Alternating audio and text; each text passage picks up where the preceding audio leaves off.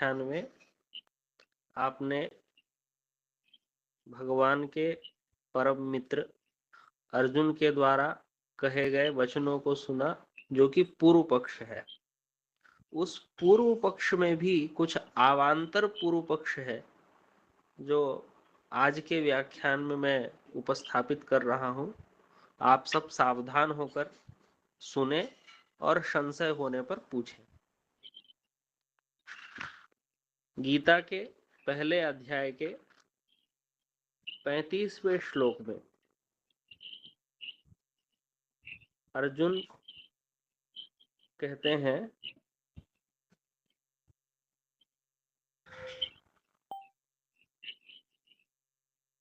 एतान्न हन्तुमिच्छामि घ्नतोऽपि मधुसूदन अपि त्रैलोक्य राज्यस्य हेतोः किन्नु मही कृते।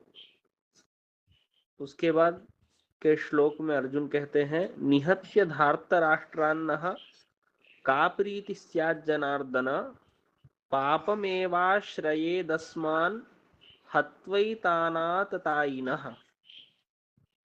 इस श्लोक का अभिप्राय है और स्थूलार्थ है कि इन आतताइयों को मार करके हमें पाप ही लगेगा। अब ये बात स्मृति विरुद्ध लगती है, क्योंकि स्मृतियों में कहा गया है कि जो आतताई है वो वधार होता है, आतताई को छोड़ना नहीं चाहिए। आतताइनम आयांतम हन्यादेव अविचारयन, ऐसी स्मृति है। इसी प्रकार नातताई वधो दोषो हंतुर्भवति कश्चन, नातताई वधे दोषो हंतुर्भवति कश्चन, ऐसा भी जो है अर्थशास्त्र में लिखा है। तो अर्थशास्त्र की ये नीति है कि आतताइनम आयांतम हन्यादेवा विचारयन, आतताई को देख करके मार देना चाहिए, उसको मारना है कि नहीं मारना है ये विचार नहीं करना चाहिए। उसी प्रकार नातताई वधो दोषो हंतुर्भवति कश्चन, जो हंता है, आतताई को मारने वाला है, उसको कोई दोष नहीं होता है। तो अर्जुन का ये कथन कि निहत्य धार्तराष्ट्रान्नः का प्रीति स्यात् जनार्दन पापमेवाश्रयेदस्मान् हत्वैतानाततायिनः एतान् आततायिनः हत्वा अस्मान् पापमेव आश्रयेत्। ये जो कह रहे हैं अर्जुन, ये बात अनुचित सी प्रतीत हो रही है, क्योंकि पाप का भागी अर्जुन अपने आप को बता रहे हैं आतताई को मार के, जबकि अर्थशास्त्र की नीति कहती है कि आतताई को तो मार देना चाहिए। आतताई किसको कहते हैं पहले समझ लीजिए आप लोग। आतताई कहते हैं अग्निदो गरदश्चैव शस्त्रपाणिर्धनापहः क्षेत्रदारहरश्चैव षडेते आततायिनः। 6 लोगों को आतताई कहते हैं। जो अग्निदह, जो अग्नि में संपत्ति को या पुरुष को, स्त्री को किसी प्रकार से अग्नि के द्वारा जो हानि उत्पन्न करे उसको अग्निदह कहते हैं। उसी प्रकार गरदह, विष देने वाले को, शस्त्रपाणी को, धन का हरण करने वाले को, क्षेत्र का हरण करने वाले को, स्त्री के हरण करने वाले को, इन सबको आतताई कहते हैं। ये 6 प्रकार के आतताई है। तो इन 6 प्रकार के आतताई को मारने से कोई दोष नहीं होता। जब दोष नहीं होता तो ऐसा क्यों कह रहे हैं अर्जुन कि एतान हत्वा पापमेव आश्रयेदस्मान्। तो ये बात जो है उचित प्रतीत नहीं होती। तो ऐसा है कि इसका समाधान इस प्रकार किया जा सकता है कि न हिंस्यात् सर्वभूतानि, ऐसा भी जो है स्मृति वचन है। तो एक वचन तो ये मिला कि नातताई वधो दोषो हंतुर्भवति कश्चन, ये जो है अर्थशास्त्र की नीति है।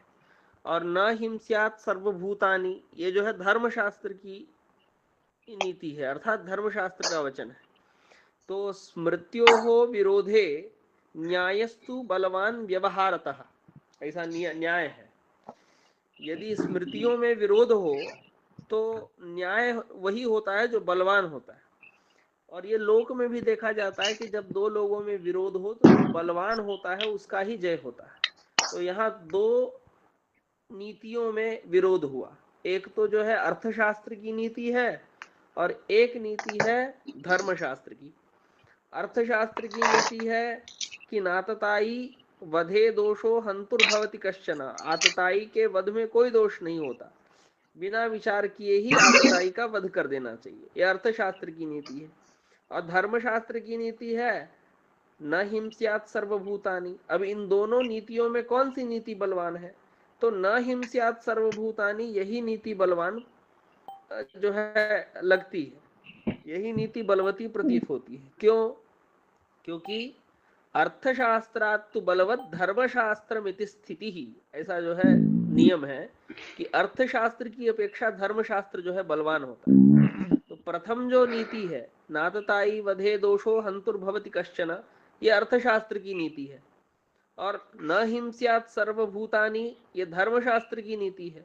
इसलिए धर्मशास्त्र की नीति होने के कारण आतताई के वध से कोई दोष नहीं, आतताई के वध से हिंसा होगी और हिंसा जो है उसका निषेध किया गया न हिंस्यात् सर्वभूतानि के द्वारा, इसीलिए इनके वध से दोष होगा, ऐसा अर्जुन का कथन है। तो अर्जुन के वचन में कथनचित यदि ये अरुचि दिखाई गई कि आतताई के वध से दोष नहीं होगा, यदि भगवान के पक्ष से विचार करें, क्योंकि भगवान युद्ध करवाने के पक्ष में है और अर्जुन का पक्ष है कि युद्ध नहीं करना है, तो युद्ध नहीं करने के लिए जो अर्जुन का पक्ष है कि हिंसा होगी। यदि अर्जुन ये कहे, अर्जुन को युद्ध से उपरम कराने के लिए यदि कोई कहे कि आतताई की जो है मां हिंस्यात् सर्वभूतानि ये विधि है, इसीलिए जो है हिंसा नहीं करनी है, इसीलिए युद्ध से निवृत्त हो जाऊं, ऐसा यदि अर्जुन कहे और भगवान यदि कहे कि आतताई को छोड़ना नहीं चाहिए, तो किसका प्राबल्य होना चाहिए? तो इसमें प्राबल्य धर्मशास्त्र का ही होगा, इसलिए अर्जुन का पक्ष ही प्रबलतर प्रतीत होता है। लेकिन आगे और विचार करें तो यद्यपि धर्मशास्त्र जो स्मृति अर्थशास्त्र की अपेक्षा धर्मशास्त्र की स्थिति ही बलवत प्रतीत होती है, अतः ये जो वचन है कि हमें पाप लगेगा, वो अर्जुन का बात जो है युक्त प्रतीत होता है। परंतु यदि अर्थशास्त्र के वचन का प्राबल्य लेकर इस ग्रंथ को लगाना है तो दूसरे तरीके से लगाया जा सकता है। वो ऐसे लगाया जा सकता है कि मां हिंस्यात् सर्वभूतानि, ये जो नियम जिस प्रकार सोच रहे हैं उसी प्रकार यदि कौरव सोचे तो पांडवों के वध से, हिंसा से कौरवों को भी तो पाप लगेगा ही। मां हिंस्यात् सर्वभूतानि, ये जो वचन है ये वचन तो सबके लिए है। तो हिंसा करने पर जैसे अर्जुन को पाप लगने वाला है, वैसे ही यदि कौरवों ने पांडवों को मार दिया तो कौरवों को भी तो पाप लगने वाला है। तो अर्जुन का कहना ये है कि यदि ये लोग हमें मार देते हैं, ये मेरे जो स्वजन है ये हमें मार देते हैं, तो उनको क्या लगेगा? कौरवों को पाप लगेगा, और उस पाप से क्या हो जाएगा? उनका नाश हो जाएगा। तो मैं उनको मार करके पापी क्यों बनूं? वो लोग ही हमें मार के पापी बन जाए और उनका नाश हो जाए। तो इस प्रकार से भी ग्रंथ को जो है लगाया जा सकता है। अर्थात अस्मान हत्वा एतान आततायिनः पापमेव आश्रयेत, इस प्रकार भी ग्रंथ की योजना की जा सकती है। पहले योजना कैसे की गई थी? पहले योजना ऐसे की गई थी कि अस्मान हत्वा, पहले अस्मान पापमाश्रयेत, पहले योजना इस प्रकार की गई थी, आततायिनः हत्वा एतान आततायिनः हत्वा अस्मान पापमाश्रयेत। लेकिन अब क्या किया जा रहा है कि यदि हम युद्ध नहीं करेंगे, स्वजन को देख करके हम नहीं मारेंगे, लेकिन वो हमें मार दे तब क्या होगा? तो अस्मान हत्वा एतान आततायिनः पापमाश्रयेत, इस प्रकार ग्रंथ की योजना होगी। तो इस प्रकार से भी उनका इसका अर्थ ये है कि अर्जुन ये कह रहे कि युद्ध किए बिना भी पाप के द्वारा उनका नाश हो जाएगा। अस्मान हत्वा एतान आततायिनः पापमेवा आश्रयेत, इस प्रकार की योजना भी की जा सकती है ना। एते एव अस्मद् वधेन नश्यन्तु न तु वयम एतेषाम वधेन नंक्ष्यामः इति भावः। अभिप्राय ये है कि हमारे वध के द्वारा होने वाले पाप से यही लोग नष्ट हो जाएं, हम इनका वध करके नष्ट न हो, ऐसा जो है अर्जुन का अभिप्राय हो सकता है। ऐसी भी ग्रंथ की योजना की गई। तो इस प्रकार एक अवान्तर पूर्व पक्ष और उत्तर पक्ष ये हुआ कि अर्थशास्त्र की नीति है कि आतताई को मारना नहीं चाहिए, और धर्मशास्त्र की नीति है कि हिंसा नहीं करनी चाहिए। तो जब दो नीतियों में विरोध होता है तो जो बलवती नीति होती है उसका जय होता है ना। तो बलवती नीति कौन सी है इन दोनों नीतियों में? तो एक अर्थशास्त्र की नीति है और एक धर्मशास्त्र की नीति है। अर्थशास्त्र की नीति की अपेक्षा धर्मशास्त्र की नीति बलवती होती है, इसीलिए मां हिंस्यात् सर्वभूतानि, यही नीति जो है बलवती सिद्ध हुई। इस प्रकार हिंसा नहीं करना है, ये अर्जुन का पक्ष तो स्थिर हुआ, किंतु यदि हम हिंसा ना करें और कौरव के पक्ष से हिंसा हो तो कौरव हिंसा करने वाले पाप से ग्रस्त होकर के परास्त हो जाएंगे, हम परास्त नहीं होंगे। ये अर्जुन का एक पक्ष है। इस पक्ष पर एक अवान्तर पूर्व पक्ष पुनः है कि दो कार्य के लिए जब निवेदन किया जाता है, आवाहन किया जाता है, तो उसका निषेध नहीं किया जा सकता। एक तो द्यूत क्रीड़ा के लिए धर्मशास्त्र के अनुसार यदि द्यूत क्रीड़ा के लिए कोई बुलाए, जुआ खेलने के लिए कोई बुलाए, उसका निषेध जो है नहीं, साक्षात निषेध नहीं किया जा सकता। उसी प्रकार रण के लिए, युद्ध के लिए यदि कोई बुलाए तो उसका निषेध नहीं किया जा सकता। आहूतो न निवर्तेत द्युतादपि रणादपि, ऐसा जो है नियम है। आहूतो न निवर्तेत द्युतादपि रणादपि। और एक तो ये है, दूसरा ये है विजितम क्षत्रियस्य, क्षत्रिय की वृत्ति जो है वो रण के द्वारा, युद्ध के द्वारा जो है निर्वाह की जाती है। तो कौरवों के द्वारा अर्जुन का आवाहन युद्ध क्षेत्र में जो है रण के लिए किया गया है, और क्षत्रिय की वृत्ति भी जो है युद्ध वृत्ति है। तो क्षत्रिय जो अर्जुन है, एक तो वो रण में आहूत है, पहली बात। दूसरी बात, वह क्षत्रिय है इसलिए उसकी वृत्ति ही युद्ध है। तो ऐसा जो अर्जुन है वह युद्ध से निवृत्ति की इच्छा कैसे कर सकता है? ये जो है द्वितीय पूर्व पक्ष। पूर्व पक्ष में, अर्जुन के पूर्व पक्ष में आवांतर पूर्व पक्ष के समाधान, प्रथम आवांतर पूर्व पक्ष के समाधान के बाद एक और पूर्व पक्ष है कि आहूत जो क्षत्रिय है युद्ध के लिए, वह युद्ध से निवृत्त नहीं हो सकता, क्योंकि आहूत जो क्षत्रिय युद्ध के लिए है वो युद्ध से निवृत्त होता है तो अधर्म करता है, और युद्ध का, और क्षत्रिय की वृत्ति ही युद्ध वृत्ति है, तो अपनी वृत्ति का त्याग कैसे कर सकता है? ये जो है द्वितीय अवान्तर पूर्व पक्ष है। इसका समाधान ये है कि कोई विधि यदि है तो उस विधि का पालन करना ही धर्म है, ऐसा नहीं। जैसे शेन याग जो है, शत्रुवध के लिए शेन याग भी जो है वेद में विहित है, तो वेद विहित होने से वो धर्म ही है ऐसा नहीं। जो भी कार्य वेद विहित है वो धर्म ही हो ऐसा नहीं है ना। नहीं विधि मात्रात यत्किंचित कर्तव्यम, विधि मात्र होने से कोई भी चीज कर्तव्य ही है ऐसा नहीं। जैसे शेनादि नाम अधर्म रूपाणाम अपि अवश्य अनुष्ठेयत्वापत्ते है। यदि ऐसा कह दिया जाए कि जो विहित है वो कर्तव्य ही है, तो शेन आदि जो अधर्म रूप कार्य है वो भी अनुष्ठेय होने लगेगा, ये आपत्ति आने लगेगी। इसीलिए धर्म किसको कहेंगे? तो फलतो फलतो न दुष्यति, यत् यत् फलतो न दुष्यति तदेव विहितम धर्म रूपम अनुष्ठेयम। जो फल के रूप में दोष न दे, जिस विहित कर्म को करने से फल के रूप में दोष की प्राप्ति न हो, वही विहित कर्म जो है अनुष्ठेय है, और वही विहित कर्म जो है धर्म है। इसीलिए जो है वचन मिलता है, फलतोपि च यत् कर्म नानर्थे नानुबध्यते केवलम प्रीति हेतुत्वात् तद्धर्म इति कथ्यते।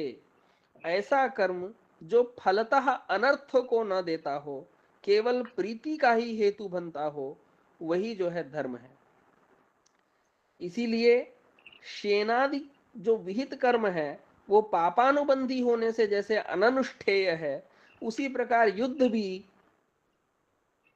पापानुबंधी होने के कारण अननुष्ठेय ही है, त्याज्य ही है। ये अर्जुन का समाधान है। क्या पूर्व पक्ष था? अवान्तर द्वितीय पूर्व पक्ष ये था कि क्षत्रिय को यदि युद्ध के लिए आहूत किया जाए तो उससे निवृत्ति क्षत्रिय का धर्म नहीं है, ऐसा जो है विधान है। उसका अवान्तर उत्तर पक्ष ये है कि युद्ध में आहूत होने पर भी, युद्ध में आहूत होने पर रण से निवृत्त नहीं होना, ये जो है विधान होने पर भी अनुष्ठेय नहीं है, अननुष्ठेय ही है। क्यों? विधान मात्र से ही कोई कार्य अनुष्ठेय है ऐसा नहीं। शेन याग का भी जो है विधान है, पर वो अनुष्ठेय नहीं है, क्योंकि फलतः वो पापानुबंधी है, पाप को देने वाला है, अतः वो अननुष्ठेय है। उसी प्रकार युद्ध भी बहुत सारे प्राणियों की हिंसा करके उत्पन्न होता है, वो युद्ध भी बहुत सारे प्राणियों की हिंसा का जनक होता है। इसलिए फलतः वह पापानुबंधी होने के कारण अननुष्ठेय ही है। तो अननुष्ठेय होने के कारण ये जो है युद्ध रूपी कर्म उचित नहीं है। ये द्वितीय अवान्तर समाधान जो है अर्जुन की ओर से दिया गया। उस पर इस द्वितीय अवान्तर समाधान को और दृढ़ करने के लिए आगे अर्जुन जो है और युक्तियां देते हैं, जो जिस पर हमने कल विचार किया था कि कुलक्षय कृतम दोषम मित्रद्रोहे च पातकम कथम न गेयम अस्माभिः पापादस्मान् निवर्तितुम कुलक्षय कृतम दोषम प्रपश्यद्भिर्जनार्दन कुलक्षये प्रणश्यन्ति कुलधर्माः सनातनाः धर्मे नष्टे कुलम कृत्स्नम अधर्मो भिभवत्युत। बात यह है कि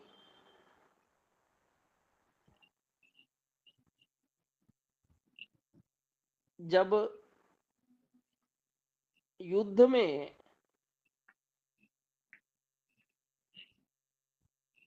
जो घर के ज्येष्ठ पुरुष होते हैं, श्रेष्ठ पुरुष होते हैं, अब युद्ध कोई मेहंदी लगाने जैसा काम तो है नहीं, या कोई सामान्य कर्म तो है नहीं। तो युद्ध में वही लोग जाएंगे जो समर्थ होंगे, और घर का स्वामित्व प्रायः समर्थ लोगों के ही हाथ में होता है।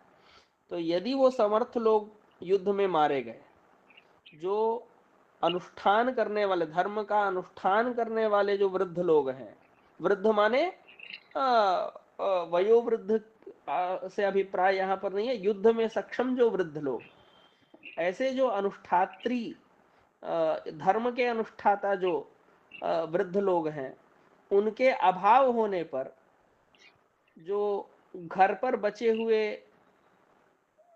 स्त्रियां हैं, बालादि रूप जो वंश हैं, वो सब धर्म नहीं कर पाएंगे, और धर्म के लोप होने से जो है अधर्म का जो है, अधर्म की वृद्धि हो जाएगी, धर्म का अभिभव हो जाएगा। और धर्म का जब अभिभव हो जाएगा तो स्त्रियां जो है वो पुत्र की इच्छा से वर्णेतर की के पास जाने लगेंगी। वर्णेतर के पास जाने लगेंगी तो वर्ण संकर जो है संतान की उत्पत्ति होगी। वर्ण संकर संतान से क्या अभिप्राय है? सामान्यतया संकर शब्द का अर्थ होता है, यदि आप कोश देखें तो पारिभाषिक रीति से यदि विचार करें तो परस्पर अत्यंताभाव समानाधिकरणयोः एकाधिकरण्यम संकरत्वम। इसका सामान्य अर्थ ये है कि परस्पर दो विरुद्ध धर्मों का एकाधिकरण्य हो जाना, माने परस्पर दो विरुद्ध धर्म जो कभी एकाधिकरण नहीं होते, जो भिन्न भिन्न अधिकरण में रहते हैं, दोनों धर्म परस्पर विरुद्ध दो धर्म यदि किसी एक में आ जाए तो उसको कहते हैं संकरत्व। संकर नाम का एक दोष है। तो क्षत्रिय में एक धर्म रहता है क्षत्रियत्व, और ब्राह्मण में एक धर्म रहता है ब्राह्मणत्व। वो ब्राह्मणत्व धर्म कभी क्षत्रिय में नहीं रह सकता, और क्षत्रिय में रहने वाला क्षत्रियत्व धर्म कभी ब्राह्मण में नहीं रह सकता। तो इस प्रकार ये दोनों विरुद्ध धर्म है, माने ब्राह्मणत्वाधिकरण ब्राह्मण में क्षत्रियत्व का अत्यंता भाव रहता है, और क्षत्रियत्वाधिकरण क्षत्रिय में ब्राह्मणत्व का जो है समानाधिकरण नहीं होता, अत्यंता भाव रहता है। परस्पर अत्यंता भाव समानाधिकरणयोः यदा एकाधिकरण्यम भवति। परस्पर अत्यंता भाव समानाधिकरण नाम, इसका मतलब क्या हुआ कि ब्राह्मणत्व के अधिकरण ब्राह्मण में हमेशा क्षत्रियत्व का क्षत्रियत्व रूप धर्म का हमेशा अभाव रहता है, अत्यंता भाव रहता है। माने क्षत्रियत्व के साथ ब्राह्मणत्व का समानाधिकरण कभी नहीं होता, अत्यंता भाव रहता है। ऐसे ही ब्राह्मणत्व के साथ क्षत्रियत्व का समानाधिकरण नहीं रह सकता, उसका अत्यंता भाव रहता है। लेकिन इन दोनों का यदि एकाधिकरण्य हो गया तो उसको क्या कहेंगे? संकरत्व कहेंगे। अब ये शंकरत्व जो है जाति में भी होता है, धर्मों में भी होता है, तो ये जब वर्णों में भी होता है। जब वर्णों में होता है तो उसको कहते हैं वर्ण शंकर जाति। वर्ण शंकर जाति अनेक प्रकार का है, उसका मूल रूप से दो प्रभेद मिलता है, एक अनुलोम और एक प्रतिलोम। अनुलोम वह होता है जब उच्च जाति का पुरुष हो और निम्न जाति की स्त्री हो, तो उससे उत्पन्न जो संतान है उसको अनुलोम जो है वर्ण संकर कहते हैं। और निम्न जाति का पुरुष हो और उच्च जाति का स्त्री हो, उच्च जाति की स्त्री हो, तो उसको प्रतिलोम वर्ण संकर कहते हैं। इस प्रकार से दो प्रकार जो है अनुलोम और प्रतिलोम, ये वर्ण संकर के भेद कहे गए। उसमें ऐसा है कि यदि ब्राह्मण पुरुष हो और स्त्री हो क्षत्रिय, मतलब किसी ब्राह्मण का विवाह किसी क्षत्रिय स्त्री के साथ हुआ, तो उससे जो पुत्र या पुत्री उत्पन्न होंगे वो जो है वर्ण संकर होंगे, और उसको अंबष्ठ नाम का वर्ण संकर कहते हैं। यदि वही ब्राह्मण क्षत्रिय की अपेक्षा शूद्र की स्त्री से पुत्र या पुत्री उत्पन्न करता है तो उसे निषाद या पार्षद कहेंगे, अर्थात वह निषाद या पार्षद नाम का वर्ण संकर होगा। यदि क्षत्रिय का संबंध किसी वैश्य के साथ होता है तो उस वैश्य से उत्पन्न संतान माहिष्य नाम का वर्ण संकर होगा। इसी प्रकार क्षत्रिय यदि शूद्र के साथ जो है संतान उत्पन्न करता है तो वो उग्र नाम का वर्ण संकर होगा। इसी प्रकार वैश्य पुरुष से यदि शूद्र स्त्री का संगम हो तो उससे कर्ण नाम का जो है वर्ण संकर उत्पन्न होगा। ये सभी वर्ण संकर जातियां हैं। इसी प्रकार क्षत्रिय पुरुष का विवाह यदि ब्राह्मण से हो जाए, ब्राह्मण स्त्री से, तो उससे जो उत्पन्न होगा वह सूत नाम का वर्ण संकर होगा। वैश्य पुरुष से यदि ब्राह्मण स्त्री का विवाह हो जाए तो वैदेहक नाम का वर्ण संकर होगा। शूद्र पुरुष के द्वारा ब्राह्मणी से यदि उत्पन्न होगा कोई वर्ण संकर तो उसको चांडाल कहेंगे। उसी प्रकार क्षत्रिय पुरुष से वैश्य के द्वारा मागध नाम का, क्षत्रिय पुरुष से शूद्र के द्वारा क्षत नाम का, शूद्र पुरुष के द्वारा वैश्य स्त्री से आयोगव नाम का। इस प्रकार से अनुलोम और प्रतिलोम शंकर जातियां कही गई है। इसमें जो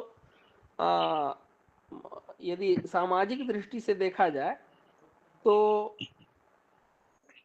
अनुलोम की अपेक्षा प्रतिलोम जो वर्ण संकर है वो अधिक हेय माना गया है। अनुलोम का सामान्य अभिप्राय यही मैंने आपको बताया कि उच्च वर्ण का पुरुष हो और नीचे नीचे जाति की जो है स्त्री हो, तो जो है वो अनुलोम होता है। और जब नीचे वर्ण का पुरुष हो और ऊंचे वर्ण की स्त्री हो, उन दोनों के संबंध से जो उत्पन्न होता है उसको जो है प्रतिलोम कहा जाता है।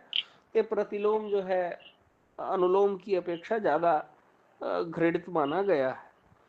तो महाभारत में और मनुस्मृति में, याज्ञवल्क्य की स्मृति में इन सब विषयों पर अधिक विस्तृत चर्चा की गई है। मुझे लगता है गीता के संदर्भ में इतना बताना जो है पर्याप्त होगा।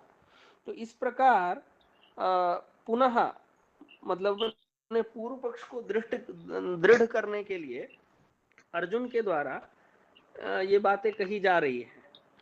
अर्थात वर्ण संकरता, किसी अपने बात को दृढ़ करने के लिए कई युक्तियां दी जा सकती है, इसीलिए युक्त्यंतर के रूप में वर्ण संकरता के द्वारा कुल के नाश की बात जो है कही गई है। कल हम लोगों ने सामान्य रूप से जाति धर्म और कुल धर्म के विषय में भी बात की है। जाति धर्म और कुल धर्म से अभिप्राय प्रायः जो मैंने कल बताया उतना कहना पर्याप्त है। समय की अपनी मर्यादा भी है, बातें बहुत सारी करनी है, इसीलिए जाति धर्म का मतलब होता है ब्राह्मणों के लिए, क्षत्रिय के लिए, वैश्य के लिए, शूद्र के लिए, अंत्यज के लिए शास्त्रों में जो कर्म बताए गए हैं वो सब जाति धर्म है। लेकिन ब्राह्मणों में भी ब्राह्मण विशेष के लिए उसके कुल से जो आचार है, जिसको हम लोग कहते हैं परंपरा से प्राप्त कर्म, वो परंपरा प्राप्त जो कर्म है वो जो है कुल धर्म होता है। जैसे यज्ञोपवीतादि जो कर्म है वो सब जाति धर्म है, ब्राह्मण के, क्षत्रिय के, वैश्य के जाति धर्म है। लेकिन उसमें भी, ब्राह्मणों में भी कुछ विशेष कुल का धर्म होता है। कुल का धर्म होता है, जैसे ब्राह्मणों में किसी के यहाँ नवान्न भोजन किसी विशेष काल में होता है, किसी ब्राह्मण के यहाँ किसी विशेष काल में होता है, किसी देश विशेष के ब्राह्मण के यहाँ विशेष काल में होता है। विवाह में विशेष रूप से जो है कुलाचार देखा जाता है। तो मुझे लगता है ये उतना गंभीर विषय नहीं है जो आप लोग को समझ में ना आए। कुलाचार के विषय में कहते हैं। और एक होता है जाति के अनुसार आचरण, वो होता है जाति धर्म। तो इस प्रकार जाति धर्म और कुल धर्म दोनों का नाश है। ये एक और अरुचि जो है अर्जुन के द्वारा प्रकट की गई है। तस्मान ये जो है कुलक्षय दोषम प्रपश्यद्भिर्जना कुलक्षये प्रणश्यन्ति कुलधर्माः सनातनाः धर्मे नष्टे कुलं कृत्स्नम् अधर्मो विभवत्युत। और पतन्ति पितरो ह्येषां लुप्तपिंडोदक क्रियाः। पिंडोदक क्रिया के विषय में कुछ कहने को कहा गया। तो विधि पूर्वक जो है संतति के द्वारा पिंडोदक क्रिया की जाती है, तो पिंडोदक क्रिया पितरों को प्राप्त होती है। अब विधि पूर्वक कहने का क्या अभिप्राय है? विधि पूर्वक कहने का अभिप्राय यही है कि समान जाति के यदि ब्राह्मण है तो ब्राह्मण पुरुष का यदि ब्राह्मण स्त्री के साथ विवाह हो तो ये विधि पूर्वक विवाह हुआ। इस विधि पूर्वक विवाह से उत्पन्न जो पुत्र पुत्रियां हैं उनके द्वारा अपने पितरों के प्रति, अपने पिता माता दादा दादी और जो जो अधिकार प्राप्त हैं उनके निमित्त यदि शास्त्र विधि से, उसकी भी पिंडोदक क्रिया की भी अपनी एक शास्त्र विधि है, जिस विधि का पालन करते हुए यदि श्राद्ध आदि किया जाए तो वह जिस लोक में है उस लोक के अनुरूप जो उनका अन्नपान आदि है वह उनको प्राप्त होता है। आप यहाँ विहित द्रव्यों का यदि उपयोग करके पिंडोदक क्रिया करते हैं तो उस पिंडोदक क्रिया को जो तत्तल लोकों में पितृलोक आदि लोकों में विराजमान जो आपके पितृगण हैं वो उस लोक के अनुसार जो द्रव्य उनको खान पान आदि के अनुकूल है वो उनको प्राप्त होता है।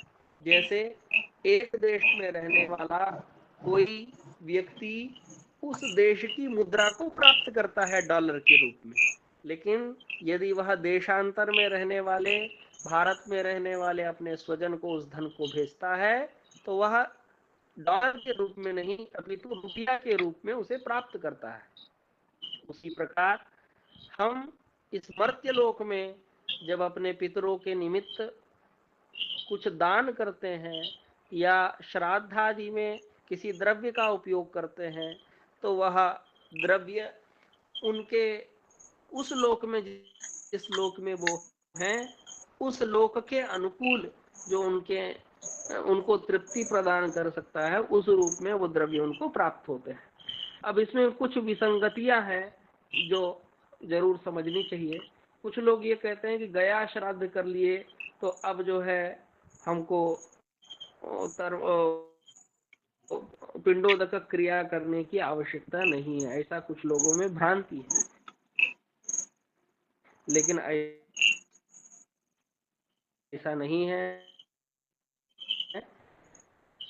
गया श्राद्ध करने के बाद भी, क्योंकि गया श्राद्ध कर लिए तो दूसरी बार आप नहीं कर सकते। आप चाहें तो प्रतिवर्ष जाकर के गया श्राद्ध कर लीजिए, फिर भी आपको नित्य जो वार्षिक श्राद्ध है जो पितृपक्ष में आने वाला जो श्राद्ध है वो करना ही चाहिए, करना चाहिए। गया जी में जाकर के श्राद्ध कर लेते हैं वो ठीक नहीं है। पहले घर में पार्वण श्राद्ध करना चाहिए, फिर जाकर के प्रयाग में तीर्थ श्राद्ध करना चाहिए। हाँ, आवाज मुझे भी कट कट के आ रही है भैया। मुझे लगा केवल मुझे खराब आ रही है, इसलिए मैं कुछ बोल नहीं रहा।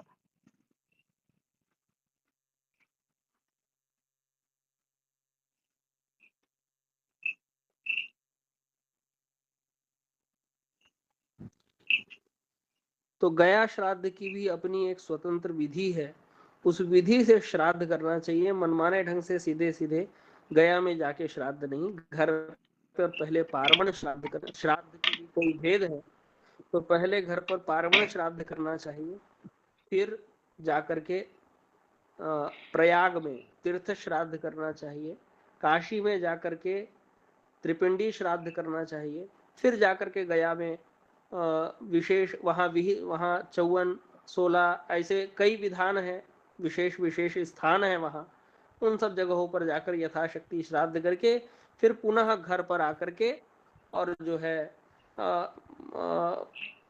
पुनः जो है भगवान सत्यनारायण की कथा इत्यादि सुन करके और सभी स्वजनों को बुला करके भोज आदि कराना चाहिए। इस प्रकार जो है श्राद्ध की विधि है, विधि पूर्वक कार्य करेंगे तो उसका फल अवश्य मिलता है।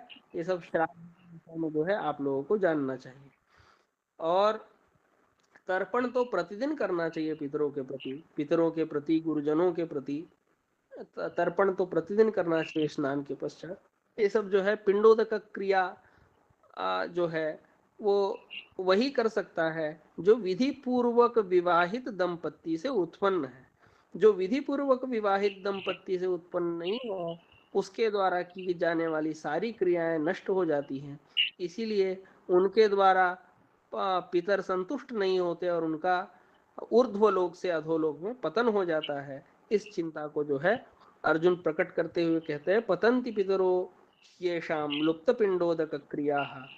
इस प्रकार इन सभी दोषों के द्वारा हम कुलग्न जो लोग होंगे और उससे हमारे कुल का नाश हो जाएगा, जाति धर्म का नाश हो जाएगा और हम नरक में वास करने के अधिकारी हो जाएंगे। ये सारी चिंता जो है अर्जुन ने की। इसका ये सब कहने के बाद जो है अर्जुन मौन हो गए और भगवान जो है आगे के अध्याय में, दूसरे अध्याय में जब आप लोग देखेंगे तो एक बड़ा सुंदर पद आया है, तमुवाच ऋषिकेशः प्रहसन्निव भारत। आप दूसरे अध्याय के मुझे लगता है 9वें श्लोक में या 10वें श्लोक में, तमुवाच ऋषिकेशः प्रहसन्निव भारत, है ना। संजय उवाच एवमुक्त्वा ऋषिकेशं गुडाकेशः परन्तप अयोक्ष्येति गोविंदम उक्त्वा तूष्णीं बभूवः। हे गोविंद, अब मैं इस प्रकार अपने युक्तियों को कह करके अर्जुन ने कहा कि हे गोविंद, मैं युद्ध नहीं करूंगा। उस अर्जुन की सारी युक्तियों को सुन करके भगवान हंसे। अब भगवान हंसे क्यों? कोई व्यक्ति आपके सामने जो है रोग आ रहा है, उसका हाथ पैर कांप रहा है और जो है वो आपसे कुछ प्रार्थना कर रहा है और आप उसकी बात को सुने और हंसे, तो ये हंसना जो है थोड़ा आश्चर्य प्रकट करता है। तो इस हंसने का कारण जो है वो ये है कि यदि कोई इसीलिए रोएगा है कि आकाश में जो खपुष्प है वो आकर मेरे ऊपर गिरेगा और मैं मर जाऊंगा, ऐसा अगर कोई कहे तो हंसी की बात हुई कि नहीं? क्योंकि आकाश में कोई पुष्प होता तो वो गिरता, और गिरता तो वो रोने वाला व्यक्ति मरता।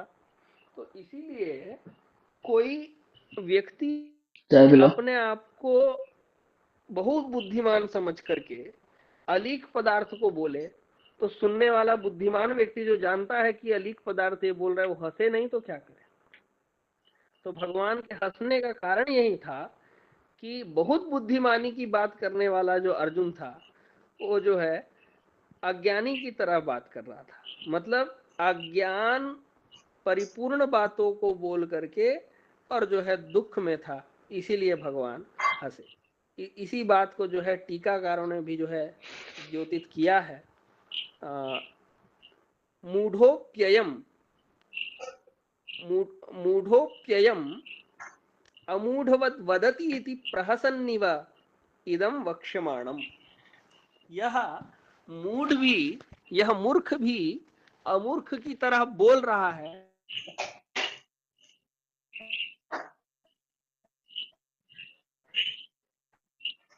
इस टीकाकार लिखे हैं, मूढ़ोप्ययम् अमूढ़वत् वदति। आप विचार करिए कि यदि कोई व्यक्ति वस्तु स्थिति का ज्ञाता हो और उसके सामने कोई व्यक्ति आकर के किसी बात को मूढ़ की तरह, मतलब ऐसी बात करे, अलीक बात बोले, असत्य बात बोले, मूर्खतापूर्ण बात बोले, लेकिन बोलने का तरीका उसका कैसा हो जैसे वो सर्वज्ञ हो, तो ऐसे व्यक्ति को देखकर जो वस्तु स्थिति का ज्ञाता पुरुष है तो क्या करेगा? हंसेगा ही। तो इसीलिए भगवान प्रहसन्निव भारत, क्या कहे भगवान? भारत ऐसा संबोधन करके क्या कहे कि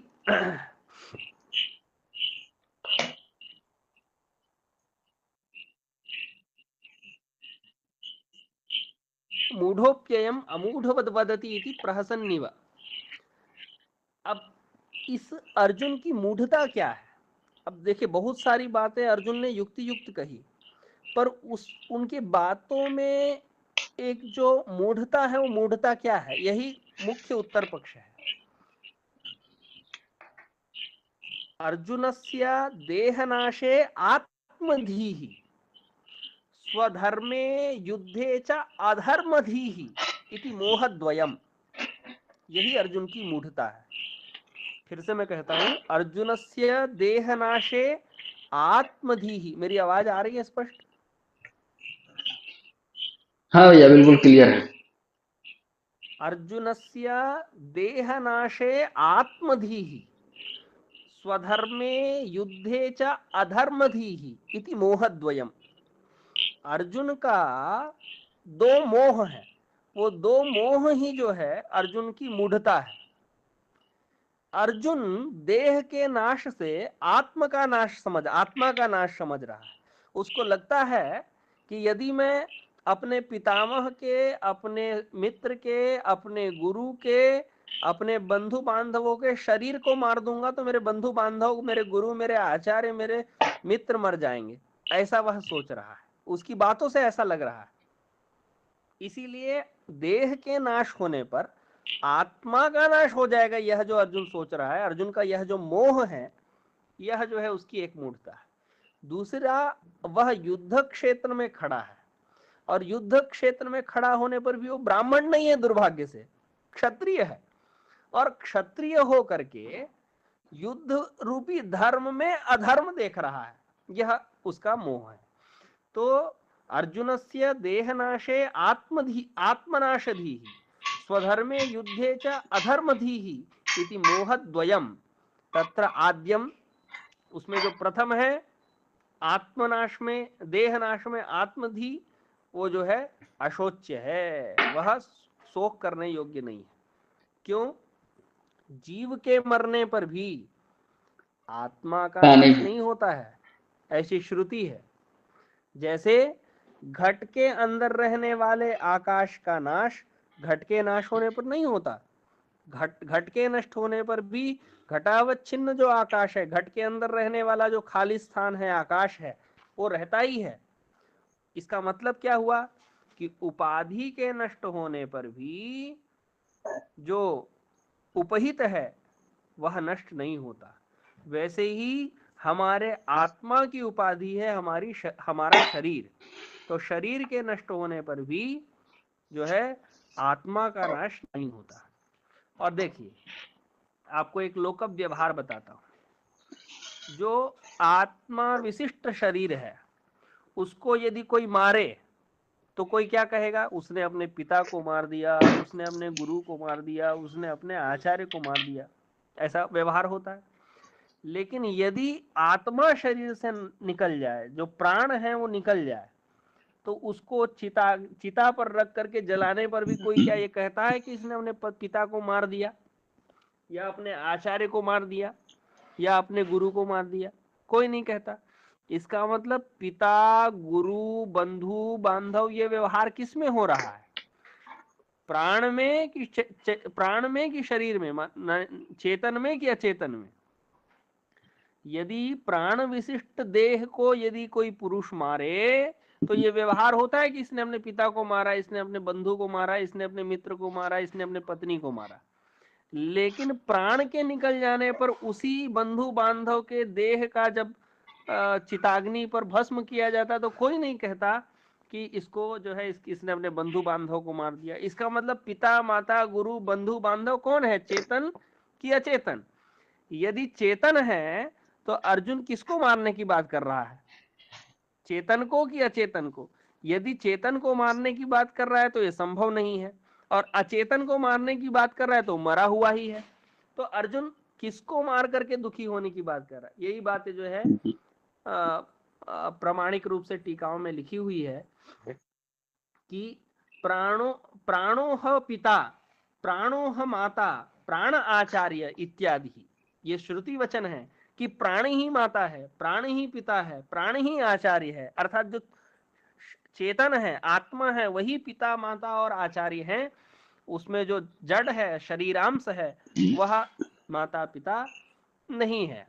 इसलिए सप्राणान एतान अवगणयन्तम तम नरम पित्रादिहंता त्वमसि धिक्त्वाम इति वदन्ति उत्क्रांत प्राणान दहंतम अपि नैवम वदन्ति। क्या अभिप्राय है कि सप्राणान एतान, प्राण विशिष्ट जो माता पिता इत्यादि हैं, है ना, उनको जो मारता है उसको क्या कहते हैं कि तुम पिता माता के हत्यारे हो, तुमको धिक्कार है। लेकिन जिनका जब माता पिता का प्राण निकल जाए, उत्क्रांत प्राणान दहंतम अपि नैवम वदन्ति, लेकिन जिसका प्राण निकल गया उसके लिए कोई नहीं कहता कि तुम माता पिता के हत्यारे हो। ऐसा जो है लोक में प्रसिद्धि है। तस्मात् आत्मा देहाद अन्यः, इसलिए आत्मा देह से अन्य है। कुतः? चेतनत्वात्, चेतन होने के कारण। यहां पर एक व्यतिरेक दृष्टांत भी दिया जा सकता है। देहो न चेतनः। कोई ये भी कह सकता है कि भाई देह ही चेतन है, तो कहे नहीं, देहो न चेतनः दृश्यत्वात् घटवत्, यदि देहश्चेतन स्यात् मृतेपि तत्र चैतन्यम उपलभ्येत। यदि देह चेतन होता तो मृत्यु के बाद भी देह में चेतनत्व की उपलब्धि होती, किंतु मरने के बाद देह में चेतनत्व की उपलब्धि नहीं होती, इसीलिए देह चेतन नहीं है। तो चेतन कौन है? वो देह से अन्य कोई पदार्थ है। वह देह से अन्य जो चैतन्य पदार्थ है वही माता पिता गुरु हैं। और वह जो चेतन पदार्थ है, जो माता पिता गुरु हैं, वो कभी नष्ट नहीं हो सकता। न हन्यते हन्यमाने शरीरे। तो जो जिसका हनन हो ही नहीं सकता, उसके लिए जो अर्जुन शोक कर रहे हैं वह मोह निबंधन है। उस मोह निबंधन शोक से ग्रस्त होने के कारण अर्जुन की सारी युक्तियां खंडित हो जाती हैं।